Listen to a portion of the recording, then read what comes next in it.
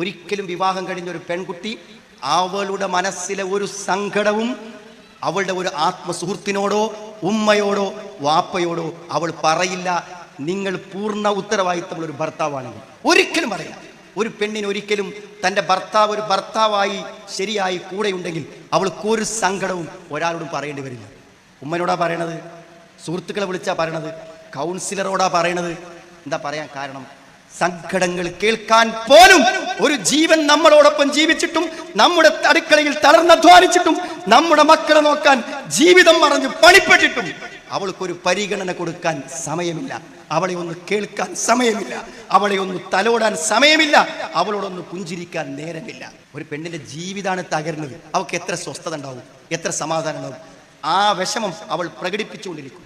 ആ പ്രകടിപ്പിക്കലാണ് അവളുടെ മാനസിക അസ്വാസ്ഥ്യങ്ങൾ, അതാണ് അവളുടെ ദേഷ്യം, അതാണ് ആ പൊട്ടിത്തെറി, അതാണ് ആ പ്രതികരണം.